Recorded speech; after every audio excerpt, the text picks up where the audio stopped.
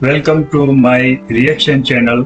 आज हम सुनेंगे खान सर को आइडिया ऑफ इंडिया समिट के मंच पे एबीपी न्यूज के कर्टसी से चेतन भगत के द्वारा लिया गया खान सर का इंटरव्यू। खान सर एक लर्नेड आदमी है जो अपने स्टूडेंट को जो नॉलेज देते हैं वो उनके जो थॉट्स है उनसे ही पता चल जाता है। आज उनके थॉट्स हम ये इंटरव्यू में सुनेंगे। आइए सुनते हैं खान सर के थॉट्स। माइक लीजिए सर। बैठिए। Thank you. Welcome back. Thank you sir. Sir Khan sir, आपका एक रिकॉर्ड है।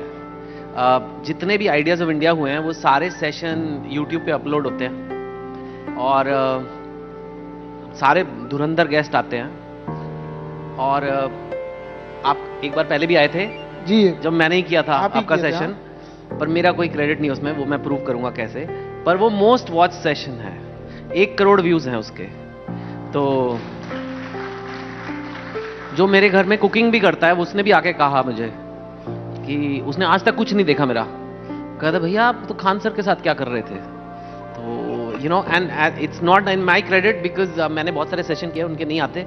सो congratulation, big pleasure to have you back. Thank you. और ये दिखाता है कि देश जो है आइडियाज ऑफ इंडियाज को देखना चाह रहा है, इंटेलेक्चुअलिटीज की ओर बढ़ रहा है, नए नए आइडियाज को देख रहा है, एजुकेशन की ओर बढ़ रहा है। अच्छी चीज है ये। और इससे कहीं ना कहीं वो लोग थोड़ा भी कहीं इंप्लीमेंट करेंगे तो अल्टीमेटली देश का ही फायदा होगा। हाँ, पर कुछ फर्क भी आया है। जब आप पिछली बार मुझसे मिले थे आपने मुझे बताया था कि आपने एक 100 करोड़ की ऑफर छोड़ी थी। ठीक है, उस टाइम हुआ था ये। अब आप जेल के चक्कर लगा के आ गए हो।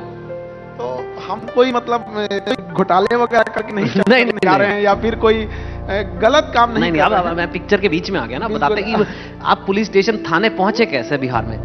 तो सर ये पेपर लीक बहुत बड़ा मुद्दा है और आप स्टूडेंट तो प्रोटेस्ट करती हैं, आप भी पहुंच। देखिए, अगर स्टूडेंट प्रोटेस्ट कर रहे हैं तो हम अगर वहां नहीं जाएंगे तो हम उनको केवल फीस लेने के लिए तो नहीं ना है। तो फिर तो ये बिजनेस वाला रिश्ता हो गया कि आओ भैया पैसा दिए 2 किलो आटा खरीदे जाओ।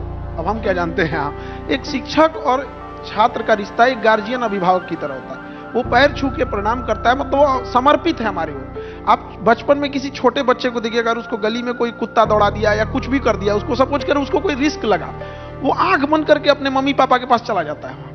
तो उसी तरह एक बच्चे जो पढ़ने आते हैं उनको लगता है कि सिस्टम उनके साथ कुछ गड़बड़ कर रहा है या कहीं पेपर लीक हो रहा है या कोई कुछ भी हो रहा है, तो वो आंख बंद करके भरोसा करने आता है। तो हम उसको क्या करेंगे, उसकी आवाज बन के उठाएंगे ताकि ये बड़े लार्जर एस्पेक्ट्स में पहुंचे। और देखिए ये है कि वो पटना में ये चीजें हो रही हैं। आज गर्दनी बाग पटना का जो जगह है, आज इंडिया में सारे लोग जान रहे हैं कि वो क्या हो रहा है वहां पर। तो हम लोग का बस यही चीज होता है कि उनके साथ जो अन्याय हो रहा है पूरी दुनिया को बताया जाए कि इन बच्चों के साथ गलत हो रहा है, हमारे बच्चों के साथ। जीत दिला पाना न दिला पाना सब कुछ हमारे हाथ में नहीं होता है, लेकिन एटलीस्ट ये कह सकते हैं ना कि भाई हम तुमसे अपनी क्षमता भर जितनी ताकत थी उतना तुम्हारे लिए लड़े हम। सर मेरे इतने टीचर हुए हैं, आज तक कोई भी नहीं गया प्रोटेस्ट करने, आप ही गए हो। सर बिहार एक अलग टाइप का है, वहां पे मतलब ना जुड़ाव जो होता है वो अलग लेवल का रहेगा। बच्चों को भी लगता है सर आप आइए यहाँ पर, और बड़ा डिसेंट तरीके से तो गए आपने, discipline- नारेबाजी की वहां पे थोड़ी बहुत। हाँ, वहाँ तो 3-4 दिन हम लोग को जाना पड़ा। वहाँ अभी तक भी मामला अंडर जुडिशरी ही है। अब हम लोग के फेवर में ही आ जाना चाहिए, कई सारे सबूत वगैरह हम लोग के लिए है। तो आपको ये नहीं लगता जब आप जाते हो कि यार जैसे ही आप आंदोलन या प्रोटेस्ट में पहुंचते हो तो पॉलिटिकल होने का चांस है। एक तरह से आप सरकार को के अगेंस्ट, सरकार के किसी एंटिटी के अगेंस्ट प्रोटेस्ट कर रहे हो। तो आप वहां गए, आपने नारेबाजी की, आप एक प्रोमिनेंट पर्सनैलिटी हैं, तो कहीं ना कहीं पॉलिटिकल नहीं माना जाता ऐसे कि यार ये तो पॉलिटिकल गेम चल रहा है। नहीं, पॉलिटिकल गेम इंडिया में क्या है ना, पॉलिटिक्स को सबसे सुप्रीम समझा जाता है। बट हमारी लड़ाई पॉलिटिक्स से नहीं। अगर पॉलिटिक्स से होती तो खुल के बोलते, किसी पॉलिटिकल पार्टी का नाम ले सकते थे कि आपने गलती किया है, किसी पॉलिटिकल लीडर का नाम लेते आपने गलती किया। जहां गलती हो रही है हम उस इंडिपेंडेंट अथॉरिटी को कहते हैं। उस इंडिपेंडेंट, जैसे हमारे यहाँ बीपीएससी है, और अभी कुछ दिन पहले जो नीट एनटीए वाला मैटर हुआ था उस पर भी वो भी था। तो हम लोग उसे कह रहे हैं कि भैया ये मैटर में ये गड़बड़ी हुई है, क्योंकि आप गवर्नमेंट में हैं, आपके पास मशीनरी है, आप हमारे साथ न्याय करो। हम उन पे उंगली नहीं उठा रहे हैं, हम उन्हें दिखा रहे हैं कि गड़बड़ ये वाला इंसान है। अब वो लोग हम लोग को क्या कहते हैं कि जैसे बीपीएससी है, उसका काम क्या है, परीक्षा कराने वाला। तो हम उससे यही कह सकते हैं वेंडर है परीक्षा कराने वाला। उसको खराब लगेगा कि नहीं? वो हम लोग को शिक्षक नहीं बोलता है, कोचिंग संचालक बोलता है। तो हम भी बोलेंगे वेंडर है, ये पेपर ऊपर कंडक्ट कराता है, तो उन्हें भी खराब लगेगा।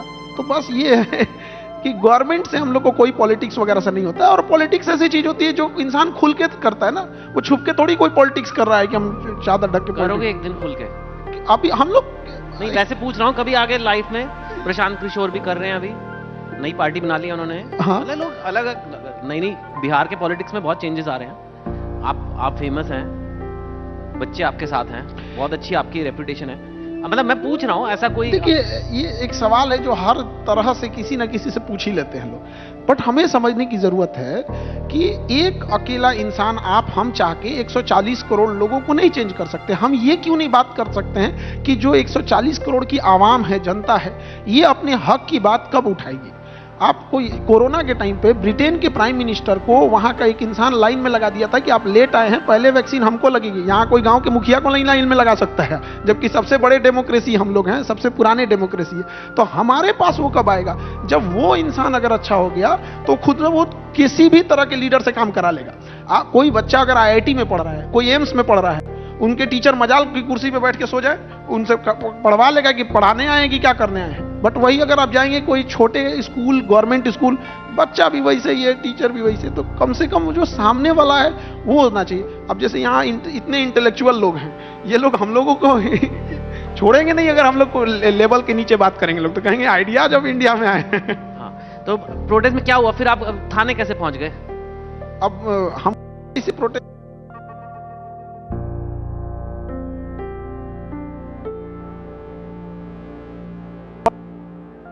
हाइट है, वो नाला है तो उसके ऊपर ढक के और ऐसे तिरपाल टांग के ऐसे बोल दिया गया है कि यहीं बैठ के गरियाओ। मतलब जो भी जिसको भी बोलना है बोलो, यहाँ जिसने गलती किया है उसको बोलो। बट लेट हो रहा था तो हम बाहर निकले कि हम सोचे कि थोड़ा सा जाएंगे और जल्दी खत्म हो जाए। तो वो ठंडी का दिन था, तो वहाँ कोई कोट पहन के 2-4 खड़े थे, तो हम उनसे पूछ रहे थे कि रास्ता किधर से जाएगा। तो हमसे पूछे कि जाना कहाँ है, तो हम कहे BPSC ऑफिस के पास जाना है। तो वो अपने कोट का ऐसे चेन खोले, उसमें से वॉकी टॉकी निकाले कि पूरी पुलिस फोर्स कहाँ है। हमको लगा कि किससे पूछ लिए भाई, वो पुलिस वाले थे। सारी गाड़ियों के सायरन बजने लगे। हाँ, वहां से फिर उसके बाद वो हम लोग की बात उस समय मान भी ली गई थी BPSC के द्वारा। फिर वो पलट गई। उसने कहा था कि हम सारे बच्चों से एक ही जैसा पेपर लेंगे, एक ही एग्जाम कंडक्ट करेंगे। बट ना 4 जनवरी को उसने एक री एग्जाम कराया और 22 सेंटर पे अलग एग्जाम ले लिया। तो बात यही है कि तुम झूठ मत बोल। कितना झूठ बोलेगा? जब तुमने कह दिया है कि हम सारे बच्चों से एक जैसा क्वेश्चन लेंगे, तो फिर 22 सेंटरों पे अलग पेपर क्यों ले रहे हो? उसका नतीजा देखिए। अभी यहाँ पे सबको आइडिया नहीं होगा कि वहाँ एक्चुअल में हुआ क्या, कि BPSC बिहार का सबसे बड़ा एग्जाम होता है और वहाँ 13 दिसंबर को एक एग्जाम होता है जिसमें रिजल्ट आता है 6%, और उसमें एक जगह पे धांधली हो जाती है जिसको कैंसिल करके 22 अलग अलग सेंटरों पे कुछ बच्चों का एग्जाम कंडक्ट कराया जाता है और वहां रिजल्ट आता है 19%। आप अंतर देखिए, यहाँ 6%, वहां 19%। तो बात यही है कि आप जिस चीज को कह रहे थे कि हम नॉर्मलाइजेशन नहीं करेंगे, स्केलिंग नहीं करेंगे, फेयर एग्जाम कंडक्ट कराएंगे, आपने वहीं जाके वहां गलती कर दिया। तो इसी के लिए आवाज हम लोग उठा रहे थे और इतने दिन से वहां बच्चे 60-65 दिन से अनशन पे बैठे हैं। नहीं, और रूमर आ गया था आप अरेस्ट हो गए, और फिर वहां बिहार पुलिस को PR अनाउंसमेंट करनी पड़ी कि भाई खान सर को हमने अरेस्ट नहीं करा है। वो डिटेन किए थे लोग। उसके बाद से जब हमारी मांग पूरी हो गई तो हम लोग चले गए वहां। फिर एक रूमर आया कि आप मर गए हैं। नहीं, अभी नहीं मरेंगे, ऊपर वाले से बात हो गया, अभी नहीं मरेंगे। हाँ। मतलब वो र्यूमर, सोशल मीडिया का जमाना है ना, ऐसे ऐसे र्यूमर आ जाते हैं कि परेशान हो जाते हैं हम लोग। हाँ, ये बिहार का ही मामला नहीं है। एग्जाम में इरेगुलरिटी, पेपर लीक्स, जैसे आपने कहा नीट को मैंने भी काफी एक टाइम पे स्टडी किया था कि 30,000 के करीब सीटें हैं और पता नहीं कितने लाखों बच्चे देते हैं, 20-25 लाख बच्चे देते हैं। और इतना बड़ा आर्बिट्राज कह लीजिए कि जैसे अगर आप गवर्नमेंट कॉलेज में जाते हैं, एक ना सिर्फ वो ज़्यादा प्रेस्टिजियस है जैसे लाइक मौलाना आज़ाद या एम्स वगैरह, उसकी फीस इज मच लोअर और प्राइवेट में फीस 3-3 करोड़ भी है। तो अगर आपका गवर्नमेंट में हो जाता है जो नीट के थ्रू होता है, तो मतलब इतनी बचत है। स्पेशली कई फैमिली ऑफ डॉक्टर्स होते हैं, उनके बच्चों को बनाना ही है। तो जो सिस्टम है वो ऐसा है कि अगर मैं 30 लाख में मेरे को कोई पेपर देगा और अगर आपके कोई उसूल मॉरल्स नहीं है तो आप बोलोगे ठीक है यार, फिर भी बचत है। और एक अथॉरिटी बना दी गई है, नई चीज है ये। पहले अलग अलग कॉलेज अपना करते थे, CBSE करता था, अब नेशनल टेस्टिंग अथॉरिटी नाम की एक वेल इंटेंशन्ड अथॉरिटी है कि ये सारे टेस्ट कराएंगे। लेकिन वहां कई लोगों के पास तो पेपर है, और अगर 10% सीटों में भी धांधलेबाजी हो रही है, 30,000 में से 3,000, और पेपर आपने कहा 50 लाख का भी बिकता है, और 30 लाख से 50 लाख, तो 1000-1500 करोड़ की कमाई, मतलब इंसेंटिव बहुत ज्यादा है। बिल्कुल। और ऐसा स्कैम, मतलब ऐसे लगता नहीं पेपर लीक कितना बड़ा स्कैम होगा, बट ये कॉमनवेल्थ गेम्स वगैरह से भी बड़ा मतलब हर साल है ना, क्योंकि तो ये इसको कैसे, मतलब जब इतना पैसा हो, और हालांकि वहां कोई क्लरिकल स्टाफ बैठा है, कोई बैठा है, कोई प्रिंटर बैठा है, और इतना है, तो ये चोरी चकारी कह लो या पेपर लीकेज होने का चांस तो है ही ना। बहुत ज्यादा है। एक चीज हमको नहीं समझ में आता है कि हमारा जो कॉन्स्टिट्यूशन है वो फेडरल गवर्नमेंट को फेवर करता है, डिसेंट्रलाइजेशन ऑफ पावर कहता है, तो फिर वाई सेंट्रलाइजेशन ऑफ एग्जामिनेशन कर रहे हो। एक और आपको लगता है कि देश चलाने के लिए डिसेंट्रलाइजेशन अच्छा है, और फिर वो बच्चों के भविष्य से खिलवाड़ करने के लिए आप उसको सेंट्रलाइज करके एक एनटीए बैठा रहे हैं। इनका कहना है कि हर एक एग्जाम को एक सेंट्रलाइज एजेंसी एनटीए करेगी, जिससे कंट्रोल रहेगा। जरा एक बार सोचे हैं कि अगर यहां गड़बड़ हुआ ना तो पूरा गड़बड़ करके बैठ जाएंगे सब यहाँ। इनके पास पूरा का पूरा सिस्टम है, और वही हो रहा है यहाँ। हाँ। उसके अलावे पहला तो यहाँ कौन चेक करने वाला है? किसी न किसी एक ह्यूमन के पास ही क्वेश्चन होगा, और उसकी इंसानियत के भरोसे है। और उसकी इंसानियत कैसे बर्बाद होगी आप समझिए 2 मिनट में। अगर कोई एम्स में पढ़ रहा है, कोई गवर्नमेंट में पढ़ रहा है, तो उसकी फीस ना बराबर है, मतलब फीस ही नहीं समझिए, 5000 में 5 साल पढ़ेगा वो, तो उसको क्या ही फीस कहेंगे? वो मंथ का उसको कुछ भी नहीं हुआ, फ्री समझिए। तो फ्री में वो एमबीबीएस बन गया। और किसी को प्राइवेट में करना है तो 2 करोड़ लगेंगे, कहीं 3 करोड़ है, कहीं 1.5 करोड़ भी है, तो एवरेज 2 करोड़ है। तो अगर किसी को एमबीबीएस बनना ही है, उसके फादर सपोज कीजिए कोई छोटे डॉक्टर थे या नर्सिंग बैकग्राउंड से था, तो उसे एमबीबीएस करना ही है। तो अब उसके पास 2 रास्ते हैं, या तो यहां फ्री में कर ले एग्जाम निकाल कर, या तो वो 2 करोड़ उधर लगाए।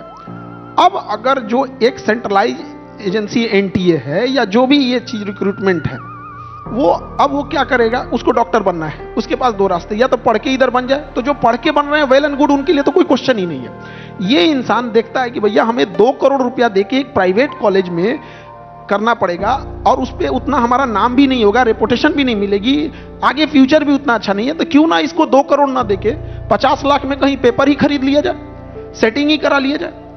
जिस वजह से ये एक, अब जो ऊपर ईमानदार बैठा है उसको लालच दिख रहा है, भाई एक इंसान को अगर हमने एक पेपर दिया 50 लाख आ सकता है, 10 को पकड़े तो 5 करोड़ तो इसे निकाल देगा यहाँ पर। अब तो इतनी बड़ी बड़ी संख्या है कि हमको लगता है बोलने में एक आध जीरो आगे पीछे हो जाएगा। तो ये एक बड़ा समस्या है कि आपने प्राइवेट स्कूल का फीस इतना भयानक रखा है 2 करोड़ कि बच्चों को यहां से यूक्रेन जाना पड़ता है एमबीबीएस करने के लिए। तो ये सोचिए क्या मतलब माइग्रेशन, समझ रहे हैं कितना दूर का माइग्रेशन करा के रखे हैं लोग। तो एक तो ये डिफरेंसेज है, इसको भी कम करना चाहिए। ये कम करने के लिए क्या है कि सीटें जो हैं गवर्नमेंट स्कूल गवर्नमेंट कॉलेज की उसको बढ़ाइए ताकि ज्यादा से ज्यादा लोग आए। या फिर जब आपको ऐसे ही करना है तो एक ओपन रेट रख दीजिए कि भैया ये पढ़ने वालों के लिए है, ये अमीर घर वाले के लिए आओ खरीदो। जब भाई तुम्हें खरीदना ही है तो खरीदो, कम से कम वो में तो बेईमानी में भी तो ईमानदारी दिखाओ। हाँ मतलब अगर लीकेज से तो बेटर है, बिकॉज वो हो रहा है, वो सबको दिख रहा है। आप बात समझिए, हम कोई आवाज दबा दे अलग बात है, बट हम लोग कहना है कि हम लोग एक साधारण इंसान थे, बच्चों ने हमें शिक्षक बनाया, खान सर बनाया, आखिरी सांस तक उनकी आवाज उठाते रहेंगे, अन्यथा उनके कर्जदार हो जाएंगे हम लोग। ऊपर वाला देख रहे हैं। और गीता में कृष्ण भगवान ने कहा था कि धरती को राक्षसों के आचरण से नुकसान नहीं पहुंचा, महात्माओं के मौन धारण ने नुकसान ज्यादा पहुंचा दिया। तो जो लोग बड़े बड़े हैं वो चुप बैठे रहते हैं कि हमको कुछ ना हो जाए, हमको कुछ ना हो जाए, इसीलिए ये लोग मन बढ़ जाता है। अगर हम लोग 10% लोग जिनकी बात सुनते हैं लोग एक साथ अगर आ जाए तो ये किसके किसके बात को दबा पाएंगे।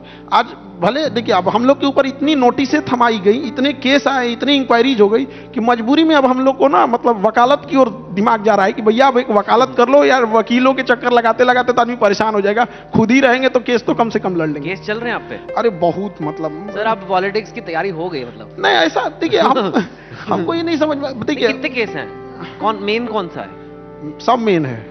अब हम लोग के ऊपर कोई नॉर्मल केस तो करेगा नहीं। नहीं मतलब किस टाइप का? प्रोटेस्ट का जो? हाँ यही सब चीज का कि प्रोटेस्ट कर रहे थे, बच्चों को भड़का रहे थे। अरे भाई हम बच्चों को कैसे भड़का देंगे? हम लोग बच्चों से कहते हैं कि मोबाइल मत चलाओ, तब वो चलाता है।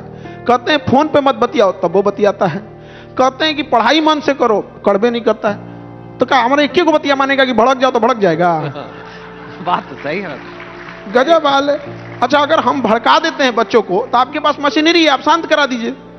यानी आपकी मशीनरी किसी काम की नहीं है, पूरी डिपार्टमेंट है आपके पास, आप शांत करा लीजिए। मैं जरा आपकी बात बचा रहा हूं।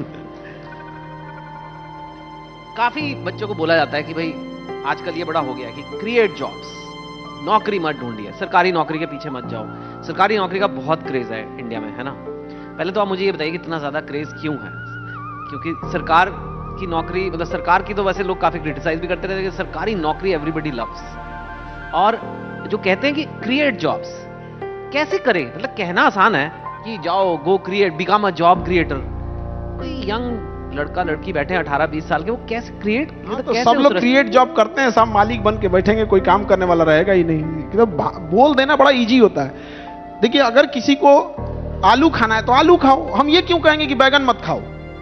जिसको गवर्नमेंट जॉब करना है वो गवर्नमेंट करेगा, जिसको प्राइवेट जॉब करना है वो प्राइवेट जॉब करेगा, जिसको बिजनेस करना होगा बिजनेस करेगा। 2% लोग ही तो गवर्नमेंट जॉब कर रहे हैं। गांव में एक कोई लड़की है, आप किसी रूरल एरिया में जाइए, आपको क्या लगता है वो बिजनेस कर पाएगी? समाज उसको बिजनेस करने देगा? वो जो पुरानी थिंकिंग वाले हैं, वो बेचारी ऑफिस जाएगी तो उसको ये नहीं देखना है कि ऑफिस टाइम से पहुंचना है, उसको ये भी देखना है कि कौन देख रहा है, कितने देर देख रहा है, कहां देख रहा है, तो उसके लिए कितना प्रॉब्लम है। उसको प्राइवेट जॉब में कौन इतनी सिक्योरिटी दे सकता है? उसको बहुत सारी चीजें होनी पड़ती है। तो गवर्नमेंट जॉब क्या है कि जिसको जरूरत है वो जाएगा। अच्छा, सारे प्राइवेट हो जाएंगे तो बहुत सारी चीज, गवर्नमेंट जॉब है तब तो जा रहे हैं, वो वैसे भी खत्म हो रही है, कम तो हो ही रहे हैं। हाँ। तो धीरे धीरे खत्म हो जाएगी। रही बात की, ये हकीकत है कि स्किल्ड हमें अर्निंग करने के लिए मौका देता है। हम खुद इस बात के, हमको ये खुद अपने आप में, हो सकता है कि हम गलत हो, लेकिन हम कहते हैं कि एक विद्यार्थी जीवन का 4 साल आपने ग्रेजुएशन कराया, 2 साल पीजी कराया, उसकी जिंदगी का सबसे बहुमूल्य 6 साल लिया, लेकिन वो अपने नॉर्मल बीए किए हुए सर्टिफिकेट पर और एमए किए हुए सर्टिफिकेट जिसमें उसने 6 साल खत्म किया है, उसके दम पे वो 15,000 20,000 की भी नौकरी ढूंढने जाएगा तो शायद उसको कोई छोटे जगह पे ना मिले, किसी जिला में ना मिले। तो फिर क्यों पढ़ाएं उसको? वो 6 साल उसका जिंदगी का बर्बाद कर दिए।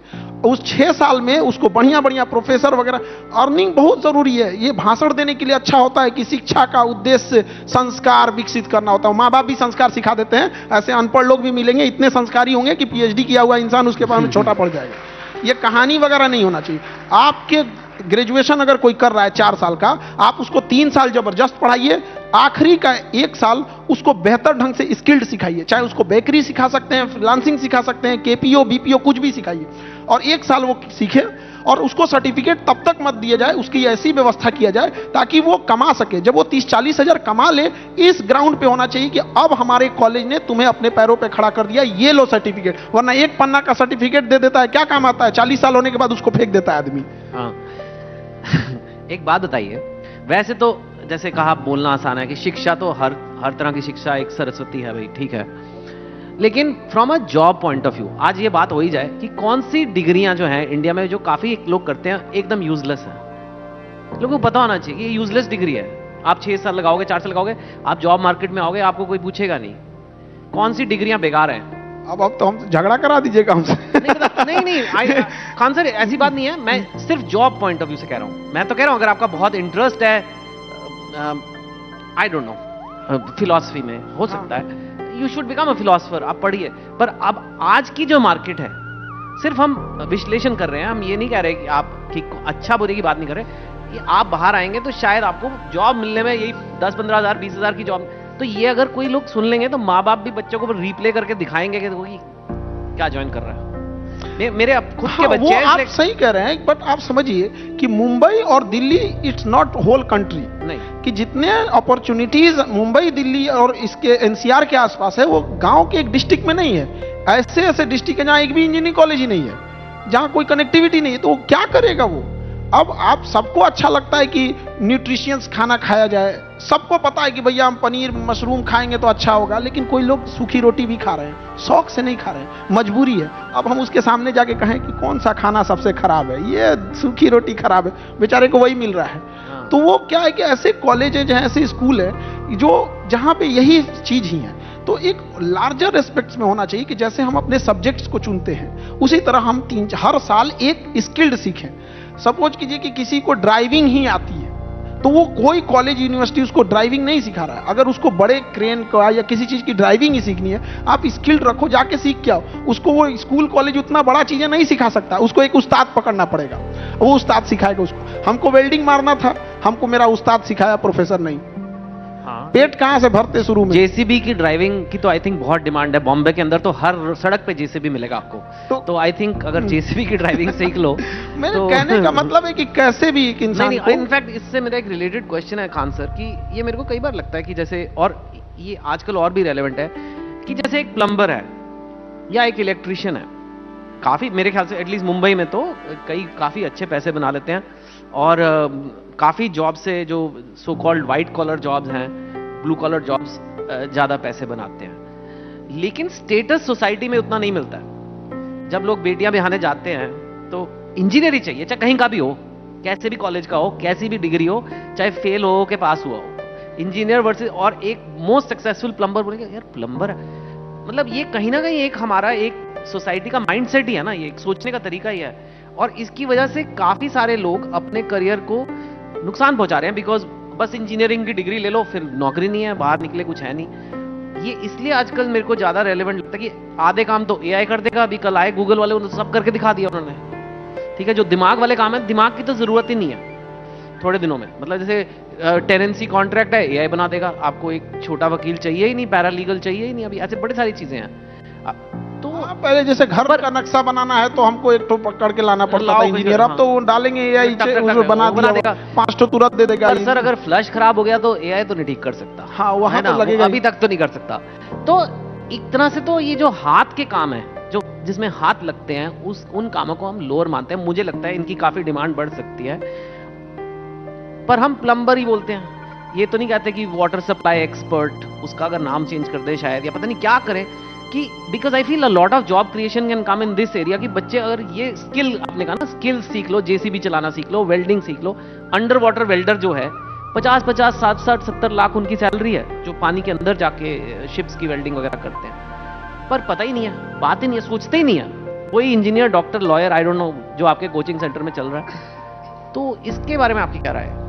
देखिए कोई सोशल चेंजिंग, जो कोई सोशल चीजें अगर दिमाग में बैठी है तो एक दिन में बैठी भी नहीं थी और निकलेगी भी नहीं एक दिन में। जब हम लोग गुलाम थे ना तो बहुत ये जो अंग्रेज थे तो बड़े बड़े पोस्ट उन्हीं के पास थे और नीचे वाले को आके डांट देते थे। तो दिमाग में बैठ गया था ये बड़ा पोस्ट है। टैक्स, कोई जमींदार आके टैक्स वसूलता था, अगर उसमें गड़बड़ी हुआ तो उसके ऊपर कलेक्टर आता था, वो गांव वालों को मारता था जमींदार, और जमींदार वालों को आके डांट देता था कलेक्टर। गांव का आदमी देखता था मेरा बेटा कलेक्टर बनेगा, वो तो सीधे वहां से दिखता था। धीरे धीरे जब चेंजिंग हुई तो जितने बड़े पोस्ट थे वो पढ़े लिखे लोगों के पास चले गए, और ये वाला जो पोस्ट हो गया ना, धीरे धीरे ऐसा होने लगा कि भाई अगर पढ़ाई नहीं कर रहे हो तो तुम्हें ये प्लम्बरिंग सीखना पड़ेगा, कारपेंटरी सीखना पड़ेगा, वेल्डिंग सीखना पड़ेगा, ड्राइविंग सीखना। तो एक धीरे धीरे एक समय है ना जो ये चेंजिंग हो गई कि ये जॉब पढ़े लिखे कर रहे हैं और ये जॉब वो कर रहे हैं जो पढ़ाई नहीं कर पाए। तो हमें क्या करना है ना, पढ़ाई का एक स्टैंडर्ड सेम करना कि भाई पढ़ाई तो करनी ही करनी है भाई, आपके लिए एजुकेशन तो मस्ट है। अब आप उसके बाद आप चुनते हैं कि आप ड्राइवर बनते हो, डॉक्टर बनते हो, इंजीनियर बनते हो, प्लम्बर बनते हो, और इससे उन्हें भी फायदा होगा। कई बार वो भी टेढ़ा उड़ा करके चले जाते हैं, पता ही नहीं चलता है कहां से क्या बिगाड़ के चले गए। तो वो ना हम लोग जब भी वो देखते हैं ना, दिमाग में फीलिंग आती है कि ये जो है ना, ये जो जॉब कर रहा है ये पढ़ा नहीं होगा तब ये कर रहा है। और इंजीनियर भले 15,000 कमाए, तो हमारे यहाँ बाद में इंजीनियर का ख्याल आता है, पहले ख्याल आता है कि पढ़ा है भाई ये। और अगर कोई प्लम्बर 2 लाख कमाए ना तो उसका 2 लाख नहीं ख्याल आता, पहले कहता है कि ये पढ़ा नहीं होगा तभी प्लम्बर बना है यहाँ पे। तो बीच में जो एजुकेशन वाली बाउंड्री हम लोग घुसा दिए ना, अपने आप को पता नहीं क्या चीज, 3 सब्जेक्ट ग्रेजुएशन में ले लो, 1 सब्जेक्ट पीजी में ले लो, 2 साल उसी को पकड़ो, पता नहीं क्या तीर मार दिए उसमें, यही नहीं समझ में आता है। पढ़ाई में क्या ही मतलब एक, हमको तो नहीं लगता मतलब खेती कितनी टफ है, धूप गर्मी बर्दाश्त, पढ़ाई में क्या अच्छा सा बेंच कुर्सी लगा रहेगा, पढ़ो चले जाओ वहां। नहीं, it's correct and I think very nicely you have explained कि शायद ये उस माइंडसेट से आ रहा है, लेकिन शायद बदल जाना चाहिए। क्योंकि आपको लगता है एआई से शादी ब्याह वाला भी मैटर हमारे यहाँ बिहार में तो खूब ज्यादा है ऐसे चीजें। किसी का जॉब हो गया ना, टीचर की वैकेंसी बहुत निकली है तो उसमें भी बड़ा सप्लीमेंट्री रिजल्ट वगैरह का बड़ा इशू चल रहा है वहाँ। तो एक बच्चे का जॉब हुआ तो उसको पकड़ के शादी करा दिया सब गांव वाला, वो पढ़ा के निकल रहा था, नया नया जॉब हुआ, उसको पकड़ के उसने मंडप में ही देखी, उसको हमारे यहाँ बिहार में पकड़ा हुआ ब्याह कहते हैं। वो क्या होता है? पकड़ के जबरदस्ती, जैसे आपकी गवर्नमेंट जॉब लग गई ना, अब देख लिया गया कि इसका जॉब लग गया, एकदम शादी ब्याह नहीं हुआ है, रास्ते में किडनैप, शादी हो जाएगा, फिर अगले दिन घर किडनैप करके आपको तो एक मिनट मतलब इसकी सिविल सर्विस जैसे हो गया, किसी चीज में जॉब लग गया, सरकारी है ना, हाँ, सरकारी जॉब लगी, तो वो उसने कहा मम्मी मेरा हो गया, मैं घर आ रहा हूँ। अब वो घर आ रहा है, रास्ते में कौन उठा लेता है? जैसे जॉब लग गया हाँ। तो उसके अगल बगल में वहां पे ना बड़ा जहाँ पे हल्ला हो जाता रिजल्ट लगा हुआ है। जैसे रिजल्ट होगा पूरे रिश्तेदारों में हल्ला हो जाएगा अगल बगल में कि ये इसका तो हो गया, आप हाँ। उठा और आप ज्वाइनिंग करने जाइएगा तो ऑब्वियस बात है कि आपकी ज्वाइनिंग किसी दूर दराज के डिस्ट्रिक्ट में मिलेगी और वहां से आपको उठा ले जाएगा। एक बच्चा था, उसका भी रिजल्ट हुआ और कई प्रोसेस होते हैं, प्री होता है, मेंस होता है, जिसमें इंटरव्यू होगा तो इंटरव्यू नहीं तो फिजिकल एक्टिविटीज, वो दौड़ वो होता है। उसके बाद फिर रिजल्ट आता है। रिजल्ट मतलब एक मेरिट बनती है, ऐसा नहीं है कि सब पास सारा क्लियर कर लिए तो मेरिट में पास हो जाए। तो उसका सारा क्लियर हो गया और उसको पकड़ा हुआ ब्याह करा दिया सब, बट वो मेरिट में छट गया, फिर क्या करते? एलिजिबिलिटी खत्म हो गई वहां पे। वो दूसरे को फंसाने गए थे, शिकार करने गए थे, खुद शिकार बन गए वहां पे। अब कहता है भाई तो मैं ये बेरोजगार जैसे हूं। गन पॉइंट वेडिंग जिसे कहते हैं, हाँ, पूरा घेर लेगा, पूरा गांव घेर लेगा। तो इसे अरेंज मैरिज बोलते हैं या लव मैरिज है ये? उसको पकड़ा हुआ ब्याह बोलते हैं। ओके, तो इसमें फिर पार्टी वार्टी नहीं होती? क्यों होती है? नहीं, इसमें पार्टी उटी नहीं होती, इसमें केस एफआईआर होता है। ओके। बच्चों का क्या मिजाज है आजकल? जो आपके तरफ तो इतने स्टूडेंट्स आते हैं, इतना आपका जो इंडिया का यूथ इस वक्त क्या सोच रहा है? खुश है? उनको लगता है देश, जैसे न्यूज में एक आता है कि भाई इंडिया ने ये कर लिया, ये इकोनॉमिक ग्रोथ है, ये जीडीपी है, ये वो एक आंकड़े अपनी जगह जरूरी है, पर स्टूडेंट्स का सेंटिमेंट क्या है इस वक्त इंडिया में? निराश हैं, ऑप्टिमिज्म है, आशावाद है, क्या है उनमें इस वक्त? आपको क्या दिखता है या क्या फर्क आया है लास्ट फ्यू ईयर्स? आज का युवा जाग चुका है, उठेगा, ब्रश करेगा, 1.5 GB डाटा खत्म करके सो जाएगा।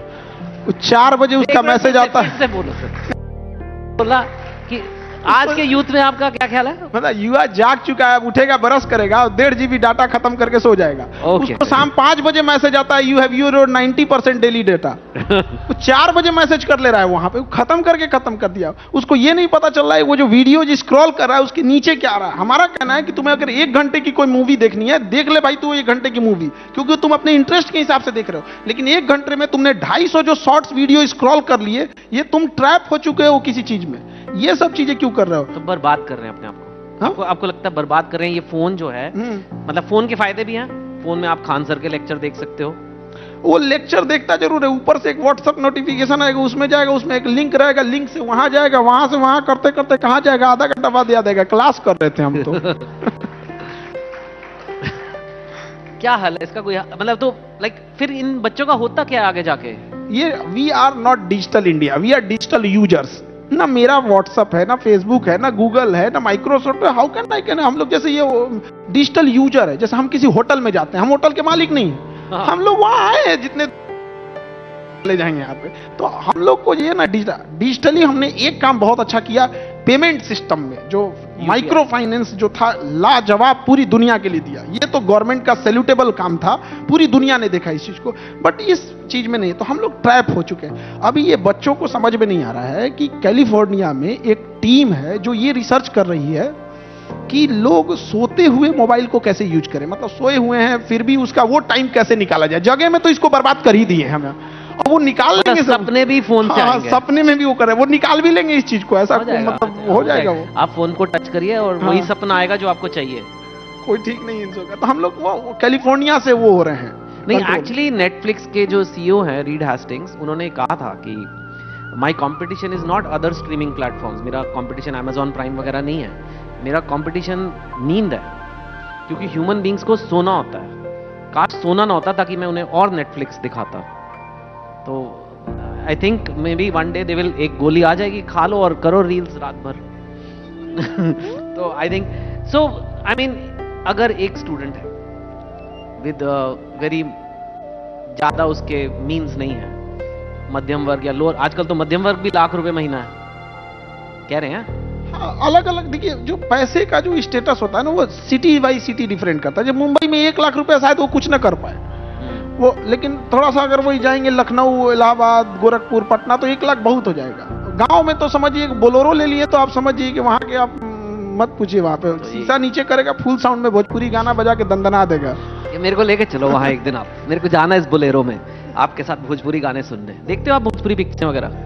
उतना नहीं देखते। हमारे यहाँ भोजपुरी में एक प्रॉब्लम क्या हो गया ना, जो भोजपुरी के अच्छे कलाकार थे तो बहुत सारे लोग रहे नहीं। जैसे हमारी शारदा सिन्हा जी थी, क्या लाजवाब, उनके गाने के बिना छठ होता ही नहीं था हमारे यहाँ। मतलब छठ और वो, और जो बड़े बड़े कलाकार थे वो राजनीति में चले गए और बच गए थोड़े। और उसके ऊपर हावी हो गए ये ऑर्केस्ट्रा वाले। तो हमारी भोजपुरी इंडस्ट्री अब पतन मतलब सीमित हो गई है और हावी हो गए ऑर्केस्ट्रा वाले। अब वो उनका कोई एथिक्स मोरल वो नहीं, कुछ भी गा देंगे कि मतलब नाम भोजपुरी पिक्चरों के बड़े इंटरेस्टिंग होते हैं। मैं यहाँ बोल नहीं सकता क्योंकि आजकल आपको वैसे ही पता है हाँ क्या क्या हो जाता है, कुछ बोल दिया। अरे कुछ भी कर देंगे सब, कुछ उल्टा सी। अभी शरीर के अंगों से बाहर ही नहीं निकले, उसी पे गाना बजा रहे हैं सब। पेट पे हेलीकॉप्टर उतर दो, कुछ भी गाना गा देंगे सब। क्या था गाना? कुछ भी कि मतलब माथा पे हेलीकॉप्टर उतार देंगे, पेट पे हेलीकॉप्टर उतार देंगे, ये कुछ भी मतलब कोई स्टैंडर्ड ही नहीं है। कुछ भी गा दो, कुछ भी। वो ही चल रहा है ना सर आजकल। ये जो आपने बताया कि बच्चे आजकल अपना टाइम वेस्ट कर रहे हैं, पर अगर कोई बच्चा है जो ये देख रहा है और वो कुछ बनना चाहता है या चाहती है, वो हटना चाहते हैं, वो 1.5 GB डेटा नहीं करना चाहते, they want to some guidance कि मैं किस दिशा में जाऊं। पेपर भी लीक हो रहे हैं, अफसर भी कम हैं, नौकरियों की प्रॉब्लम है, डिस्ट्रैक्शंस भी बहुत ज्यादा हैं फोन की। मेरे पास 1.5-2 साल हैं, कोई मेरा एग्जाम है, बड़ा एग्जाम, कोई भी हो सकता है, IIT JEE हो सकता है, नीट हो सकता है, कोई भी। कैसे माइंडसेट बनाए, कैसे तैयारी शुरू करे वो बच्चा, बिल्कुल तपस्वी बन जाए, फोन उठा के फेंक दे, बैलेंस रखे, कैसे शेड्यूल बनाए इन अ वेरी स्पेसिफिक वे, क्योंकि ये शायद कहीं पे पहुंच जाए। और how should they start their journey towards a very difficult exam जो इंडिया में काफी सारे हैं। देखिए पढ़ाई में ना जो बच्चे हैं, इनके अभी के जो जनरेशन है, इनके अंदर ना बहुत ज्यादा मोटिवेशन है, जिज्ञासा, हमें ये करना है, बट वो स्टार्ट नहीं करना। वो सोच रहे हैं कि हम बेहतर ढंग से करेंगे। तो समझना पड़ेगा कि कई गार्जियन को भी समझना पड़ेगा कि आपका बच्चा आपको किसी दूसरे से जैसे घर में कहे कि ये कैसा घर है, उसका घर कितना अच्छा है, तो किसी भी गार्जियन को खराब लगेगा। गार्जियन यही चीज बच्चे के साथ कहते हैं, तुम कैसा पढ़ता है, उसका लड़का कितना अच्छा पढ़ता है, बेचारा वो भी डिमोटिवेट हो जाता है। वो अपने गार्जियन की तुलना कहाँ करता है किसी से। तो उसके हिसाब से सोचना चाहिए और ये सोचना चाहिए कि उसे हम लोग उसकी भाषा में समझाएं। जैसे इंडिया में एक बड़ा खराब क्या लगता है कि टीचर्स की संख्या कम है। ऑब्वियस कहीं पे भी टीचर्स कम होते हैं, स्टूडेंट ज्यादा होते हैं। टीचर्स की संख्या कम है, टीचर्स का एक थिंकिंग का स्टैंडर्ड ऊपर होता है। अब वो टीचर क्या कर रहे हैं, एक लार्जर संख्या के स्टूडेंट्स को कह रहे हैं कि तुम अपना थोड़ा लेवल उठाओ, अपना स्टैंडर्ड उठाओ, सो दैट हम मैच कर सके और तुम्हें लेके चल सके। भाई हमारा कहना है इन टीचरों से, भाई अपना ही थोड़ा स्टैंडर्ड लो कर लो, ये बच्चों के बराबर हो जाएगा, उनको लेके साथ चलना है। यहाँ पर क्यों इतनी बड़ी संख्या को डिसरप्ट करने की कोशिश कर रहे हैं। हम खाना कितना भी स्वादिष्ट बना ले, उसे चम्मच से खाएंगे, कलछुल से नहीं खा सकते हैं। तो शिक्षक जो गया ना कलछुल हो गया है, सोचता है कि मुंह में डाल दे, एकदम खा ले एकदम बढ़िया से। तो नॉलेज इतना ना डाल दिया जाता है कि बच्चा फ्रस्ट्रेट हो जाता है, उसे लगता है कि हम कमजोर हैं। वो कमजोर नहीं है, वो धीरे धीरे उसको उस लेवल पे ले जाना है। फिर जब उसके अंदर इंटरेस्ट आ जाएगी तो खुद ही रिसर्च करने लगेगा। और दूसरी बात, जो ये मोबाइल की दुनिया में जा रहे हैं, हम कहते हैं 1.5 GB की जगह तुम 3 GB खर्च करो, बट वो बिना मतलब के इंटरटेनमेंट में नहीं। आपको अगर देखना ही है तो आप एविएशन देख लो, उससे नॉलेज बढ़ेगा। कोई चीज जो नई रिसर्च पेपर हो रही है उसको देख लो, कैलिफोर्निया में आग लगी थी उसके बारे में देख लो, यूक्रेन लड़ाई चल रही है उसको देखो। ये आज काम नहीं आएगा ये नॉलेज, लेकिन एक दिन धीरे धीरे बहुत काम आएगा। जो गाय का गोबर होता है ना, वो एक दिन फेंकिएगा तो लोग कहेगा गोबर है, लेकिन लगातार उसको फेंकते रहिएगा 2 साल बाद ना वहां पे, तो डंप होके वो खाद बन जाएगा। तो दोनों में अंतर होता है। तो ये जो नॉलेज, जो आपकी एनालॉजीज है ना सर, ये बिल्कुल यूनिक है। मैंने आज तक भी ऐसे सोचा नहीं था नॉलेज और गोबर का, बट इट मेक सेंस। अब थैंक यू। एडटेक कंपनीज बहुत एक टाइम पे ज्यादा चला था कुछ साल पहले कि एडटेक आ जाएगा, अब बस सब स्कूल ही बंद हो जाएंगे, कॉलेज बंद हो जाएंगे, सब बंद हो जाएगा, सब फोन पे पढ़ेंगे, सब विद्वान बन जाएंगे। कंपनी आई, अभी भी हैं कुछ इतनी बड़ी बनी, एक कंपनी ने मैं नाम नहीं लूंगा, बट उसका वैल्यूएशन डूब गई। $22 बिलियन, मतलब ऑलमोस्ट 1.5-2 लाख। अब नाम लेने वाला भी नहीं बचा है। नाम ले भी सकते हैं पर इट डजंट मैटर बिकॉज सबको पता ही है। हाँ। तो क्या हुआ? देखिए एडटेक जो है ना, उन लोग ने एक गलती क्या किया, वो लोग भर भर के फीचर्स दे रहे थे कि ये फीचर ले लो, ये मोबाइल चलाओगे, ऐसा iOS होगा, तो ये मेरा ऑपरेटिंग सिस्टम होगा, PDF एक बार में खुल जाएगा, 1 टच पे ये होगा। तो वो एजुकेशन में फीचर्स दे रहे थे। एजुकेशन में फीचर्स नहीं, टीचर्स चाहिए, teachers.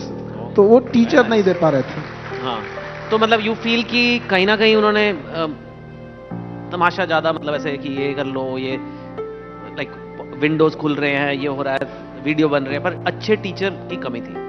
Teacher in the sense क्या होता है ना कि एक दोस्त को दिखेगा कि हाँ, जब कोई बच्चा कोई गड़बड़ काम कर देता है, कोई कांड कर देगा, तो उसको ना उस टाइम अपने माँ बाप पे भरोसा नहीं रहेगा, वो कहेगा मेरा दोस्त बचा लेगा।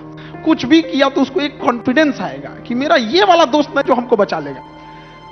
वो फीलिंग एक बच्चे को अपने टीचर के प्रति होना चाहिए। यार कितना भी बड़ा क्वेश्चन फंस जाए, कितना भी टफ सब्जेक्ट हो जाए, वो वाला मेरा टीचर इससे निकाल ले जाएगा, मेरा दोस्त है वो। वहां पे तो उसके अंदर वो फीलिंग होना, वो रिस्पेक्ट देगा। ऐसा नहीं कि आप उसे दोस्त कहिएगा तो आपके खोपड़ी पे चढ़े। तो ये ऑनलाइन भी हो सकता है। हाँ, ऑनलाइन होता ही है, एकदम ऑनलाइन ऑफलाइन दोनों होता है, एकदम बेहतरीन ढंग से। ओके ओके खान सर, मेरे पास सवाल तो और भी बहुत सारे, हम तो बहुत गप्पे मार सकते हैं, लेकिन वक्त इतना ही है। हर बार की तरह इस बार भी आपने कमाल कर दिया। Thank you so much for coming. Thank you, बहुत बहुत धन्यवाद। बहुत बहुत धन्यवाद खान सर। जब भी इस मंच पर आते हैं हमेशा एक रियलिटी चेक हमें देके जाते हैं। Thank you for being here. मैं दरख्वास्त करूंगी डॉक्टर राजीव गुप्ता जी से, director marketing Sharda university, to please join us on stage and present Khan sir with a memento.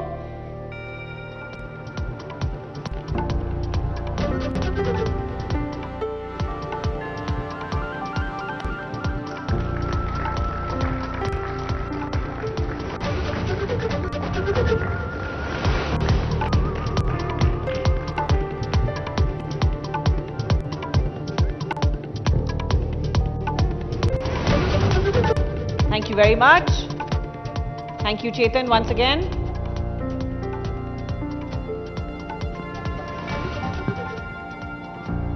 दोस्तों, इस मंच पर हम अलग अलग विषयों पर बातचीत देख ही रहे हैं और हमने यूथ की बात अभी करी और उससे एक बात